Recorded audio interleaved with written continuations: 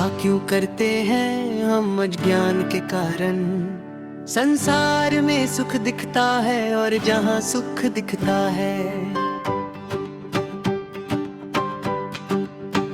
वही दुख छुपा होता है। साधु हमें दुखी लगते हैं और परमात्मा को हम दुखी लगते हैं। मिथ्या दृष्टि से देखा हुआ सत्य उल्टा दिखाई देता है।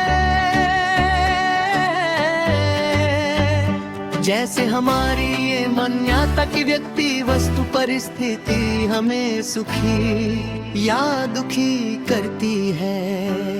पर सच ये है हम अपने ही मिथ्या ज्ञान, मिथ्या दर्शन, मिथ्या चरित्र से सुखी दुखी हो गए हैं। गलत जानना मिथ्या ज्ञान, गलत मानना मिथ्या दर्शन, गलत जीना मिथ्या चरित्र।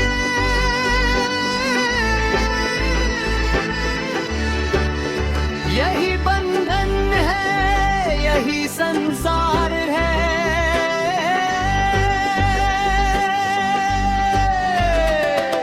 सुखी होने के लिए इच्छाओं से छूटना होगा और इच्छाएं छूटने के लिए सम्यक ज्ञान करना होगा।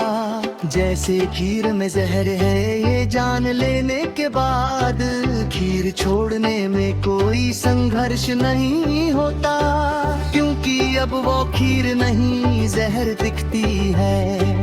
ऐसे ही सम्यक ज्ञान, सम्यक दर्शन आते ही इच्छाएं जन्म ही यही लेती और जहाँ इच्छा नहीं वहाँ दुख नहीं। जब सामने वाला कुछ करता ही नहीं तो कषाय कहाँ से आए।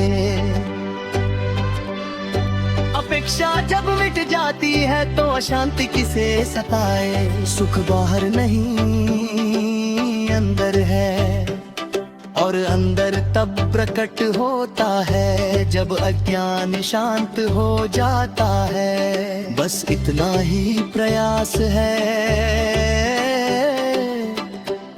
फिर सुख सहज ही है। ऐसा ही है, इतना ही है, यही है, बस यही है।